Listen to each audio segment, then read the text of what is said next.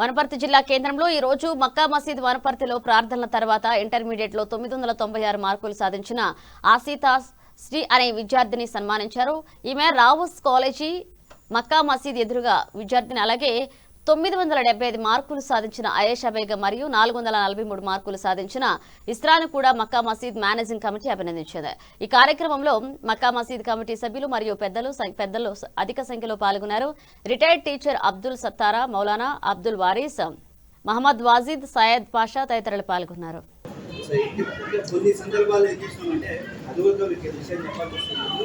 బండ్లు పెట్టేటప్పుడు మాత్రం ఒక బండిని తీసేటట్టు పెట్టేస్తే అర్జెంట్ ఉంటే వాళ్ళని పోయే అవకాశం ఉంది. అదొక్కటే, ఇంకా మిగతా విషయాలు ఎక్కడ లేదు.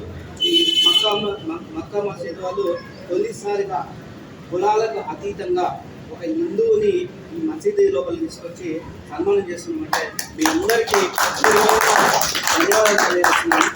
ఎందుకంటే ఈ మధ్యకాలంలో పేపర్లో చూస్తున్నాం, ఎవరో కొంతమంది చేసేదానికి ఆ మతాలకి ఏ మతమైనా కానీ ఆ మతానికి పేరు వచ్చేస్తుంది.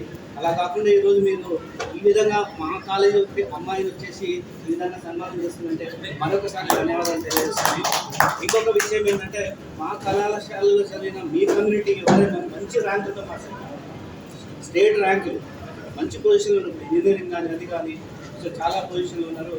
సో వాళ్ళందరికీ కూడా ధన్యవాదాలు తెలియజేస్తున్నాను.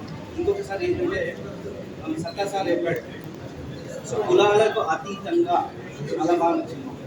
ఎందుకంటే హిందూ, ముస్లిం, తర్వాత క్రిస్టియన్ అని భేదభావాలు తీసుకొస్తున్నారు. అలా కాదు, ముస్లింలో మంచి వాళ్ళు ఉన్నారు, హిందువులో మంచి వాళ్ళు ఉన్నారు, క్రిస్టియన్లో మంచి వాళ్ళు ఉన్నారు. ఆ మంచి వాళ్ళకి చెడ్డ పేరు తెస్తున్నారు.